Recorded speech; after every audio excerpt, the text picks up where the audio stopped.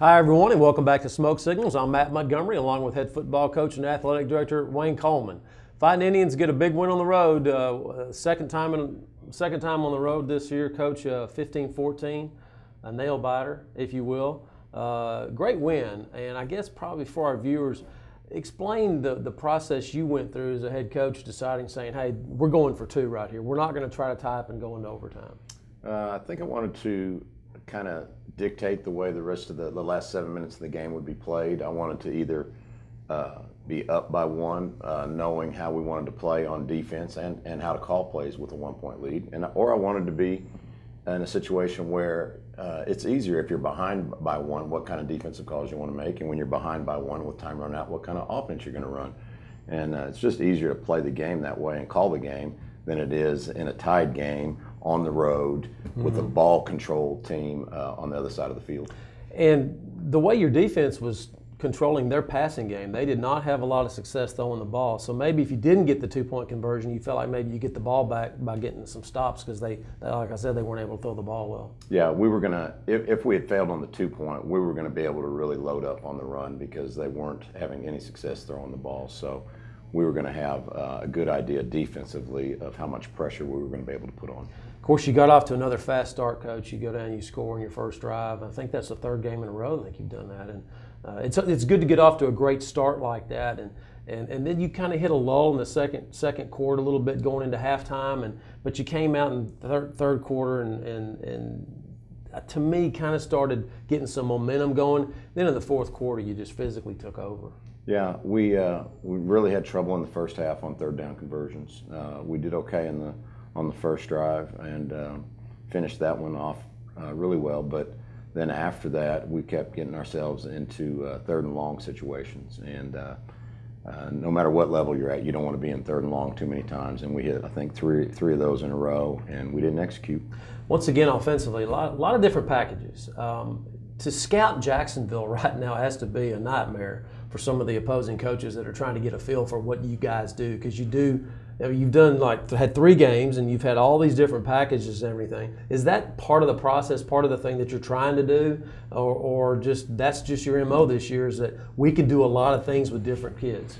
Well, I think one of the deals is we have some kids with different skill sets, and none of those skill sets are so great that you don't ever want to take them off the field, but they're all pretty good. So we want to give those kids a chance to execute, and also in non-district, you want to use those games to really find out where do you want to be in that first district ball game. So as much as it is difficult for the opponents to scout, it's really beneficial for us to put our kids out there in those situations in case that's the plan we decide to go with when district starts. Once again, the deep ball played a big part of the ball game, but also what kind of gets lost in the shuffle is the underneath passing game too to Josh McDowell. That worked well for you in some key situations. Yeah, Josh made some big plays, and he made some plays in the first game of the season, Pine Tree, and we didn't utilize him in the Palestine game, which we should have. And I was determined going into this game that we were going to get him the ball. Once again, Dontrell, very accurate, very calm, very poised back there. He was, and his percentages don't reflect his play. He's on target with his passes.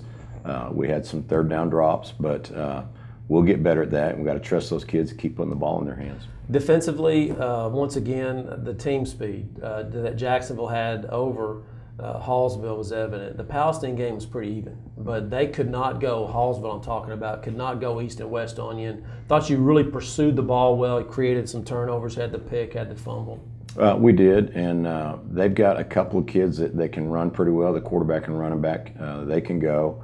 But overall, we've got pretty decent speed at all 11 positions on defense right now, and so we're able to run sideline to sideline. Well, Jacksonville gets the win 15-14. Let's take a look at some of the highlights. Jacksonville versus Hallsville. Coach, this is the first play of the game right here. The sophomore Shiloh Kennedy comes in and gets a big 12-yard sack here. Shiloh's first start filling in for Scooter Baker, and he had a good night. And here's the opening drive for Jacksonville. The underneath pass I was talking about earlier to Josh McDowell from 7. Yeah, it's kind of strange. We've got them on the same play last year, so that was interesting. First time we've seen T.J. Ratliff put the ball on the ground here. He gets a pretty good lick right here, pulled down and lost it. I'm not sure that was a fumble though. No, we're pretty sure the ground caused that fumble, but you gotta take care of the ball. And here's the quarterback for Hallsville, Samaj Boyd. Had a big night for the Bobcats, getting the touchdown from 3. He's a good athlete, and he'll be coming back for them next year, so he'll be a handful. Here's another athletic play by Shiloh Kennedy on the strip and then the fumble recovery. Yeah, another big sack for Shiloh and big play. Here's Boyd taking the lead for Hallsville as their junior quarterback goes in from 21 right here, Coach. Yeah, we had some trouble with some of our reads and our defensive fits in the first half, and we got a lot of that cleaned up at halftime. Here's one of your turnovers here. Samaj Boyd, the quarterback, getting picked off by junior Braylon Ryden. Braylon's getting better every week. He had some technique problems early in the year, but we've got a lot of his issues cleaned up. And here's a big toss and pitch catch, Jay Sean Bush from 39 yards. Look at the accuracy here, perfect. Yeah, that was a nice play. That's one of Jay Sean's favorite plays. And here's TJ Ratliff, the junior, going in on the Wildcat here from 3. Yeah, that's a package we had in for Scooter actually until Scooter got hurt, and now TJ's running that for us. And here's the 2-point conversion, Coach, to win the game, 15-14. And Jay Sean, watch him fight through this to get in the end zone. Just a great effort play by him. Yeah, it looked like he was going to get stopped. He goes in, and the celebration ensues. And Jacksonville gets the win, 15-14. Coach, you go to 2-1. It's got to feel good. You were at this point, same point last year when you went to Mount Pleasant and got that win. Now, so here you come back. You got homecoming against Mount Pleasant this week. It's got to feel good coming in back home with that win. Yeah, it does. It would have been that would have been a hard loss. We just weren't very energized in the first half. I don't know if it's the bus ride over there. You never know with teenagers, but we finally got things going in the second half. I heard you tell your players that they play down a little bit, not knocking Hallsville at all, but truly Jacksonville had overall the better athletes on the field, and that's a concern sometimes when that happens, and some of that is just maturity and making sure that you stay focused. There's no doubt we played with a lot more energy at Palestine in a game that we lost, but you can't you tell the kids all the time, it's not about the other team, it's about you. Mm-hmm. And you have to bring it every single night, and don't look across the field and measure the other team up. It's not about them, it's about us, and we didn't bring the energy in the first half the other night. And we had a lot saved up for the second half. So Mount Pleasant rolls in, Coach, for homecoming. I know your coach's favorite week of the year, homecoming, with all the activities and distractions, but it's a good thing. At Tomato Bowl and big crowd, all the pageantry and everything.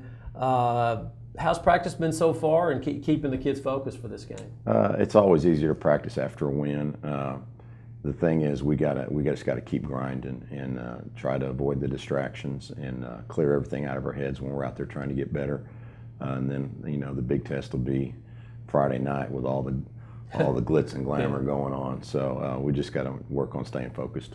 Let's talk about Mount Pleasant. What do they do well? They've struggled a little bit this year. They have. They've got a win over North Lamar. They've got some athletes on the offensive side, the quarterback, running back, receiver. Those guys can go. So that'll be the challenge for our defense. They've got as much speed in those 3 spots as anyone we've played. Kind of reminds you of Palestine a little bit in that regard. And then on defense, they run the same 4-2-5 look that everybody else has been running that we've played. So that's nice. But we always are trying to prepare for an odd front because somebody some night is going to throw it up against us. That 4-2-5 is really starting to take over a lot. I mean, it has to be because of the passing game. Oh, no doubt. And TCU had so much success in the 4-2-5 over the last 10 years. Their defense has been really good, and so a lot of high schools have copied that scheme, and it's easy to adjust out of, a lot easier than the 3-4 is.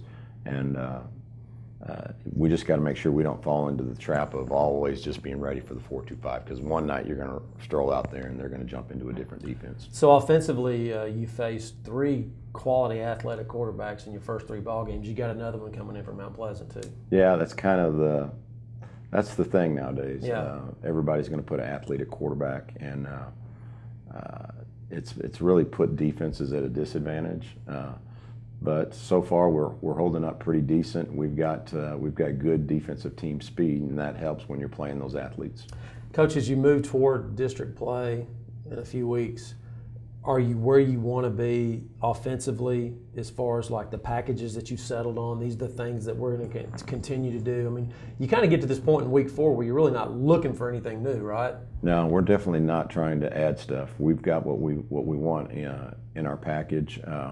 We just got to get cleaned up on some of it, and we got to get more comfortable with making the calls when we need to. You know, there's that tendency coming off of a season last year where we ran the ball 80% of the time to lean back on that run game, and we are developing the long ball passing game, and we've had success with it, and we got to keep pushing that. Coach, one thing that I've seen a lot of improvement on, especially since you've been here for the last 3 years, is tackling. And I know you guys work on that a lot, but you know, a lot of times when you see, you know, I don't players watch television, it's a lot about making the big hit and not pulling down, but you guys aren't doing that. I'm seeing some really solid tackling from your defense. Yeah, I think in the last couple of years, the hawk tackle is kind of come into vogue because it's taken the head out of a lot of the hits, and it's a lot safer tackle, and we've worked really hard on that in the last couple of years, and you can see it every day you come to one of our practices. Our kids are down there on defense hawk tackling, and it's starting to show up in the games. Coach, where's your team emotionally right now? Obviously 2-1 feels really good.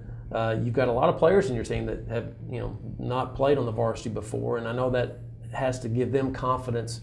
Because when I look around our district, some of the teams in the district, because that's where it all starts counting, they've struggled. Some of their records aren't 2-1. I think Sure. There's just 2 of y'all that are 2-1. But they've also played some quality teams, and that's always the dichotomy. I mean, how do you, if you're 0-3 but you played really good teams, or you 2-1 or 3-0 and maybe you haven't, I don't know where that falls as far as your scheme. But you mentioned it a moment ago. You got to worry about yourself. We definitely have to just stay focused on ourselves. And you've got programs like Ennis that they might be 0-3, but they've probably played the toughest schedule in the state. So they know, they're comfortable with who they are, and they're worried about themselves. They're not worried about Jacksonville or White House. They're worried about the Ennis Lions getting better, and we've got to worry about the Jacksonville Indians getting better. And don't worry, 2-1 doesn't mean anything right now. If we finish 4-1 in non-district, that doesn't mean anything because on opening night of district, everybody's 0-0. Exactly. So we just got to keep getting better every week. So, Coach, talk about keys to get the win this Friday night against Mount Pleasant for you. Yeah, I'd like to see us get a little more consistent on our third down conversions on offense. We've got to make those plays on third downs, and but part of that, you know, comes into on first and second down not, you know, having a negative play. You can't have plays for 0 yards. You've got to put 2 yards, 4 yards up on those first 2 downs, because third down and 4 is a lot easier to convert than third down and 10. So we've got to avoid those long yardage situations. But when we have them, we've got to convert. I'd like to see us to keep getting better on our special teams. They're coming along. They're improving each week, and we got to keep doing that. I want to see us make some big plays on special teams. Yeah. And to me, in watching the first 3 ball games, I find there are areas of the game where there are gaps, where the team's really rolling, everybody's executing, and then you have that one play like you just mentioned a moment ago. And then it kind of pulls it back a little bit. And I know games ebb and flow, but I think I guess what I'm getting to is that you want to fill those gaps and make sure there's not that many of them before you get to the district play so that you can be more consistent. There's no doubt. I told the kids at practice yesterday that, you know, we jumped out to a 14-0 start in the first game, a 14-0 start in the second game, a 7-0 start in the third game, and we are not finishing it the way we should be finishing. We've had opportunities to keep our foot on the gas, and we haven't done it. And we can't get satisfied with a little bit of success early in the games. We've got to keep pressing. Jacksonville versus Mount Pleasant Friday night at Tomato Bowl, kickoff at 7:30 for homecoming. All the festivities will be pregame. We'll be on the air at 6:50 on 95.3 The Bull. For head coach Wayne Coleman, I'm Matt Montgomery. We'll see you next time right here on Smoke Signals.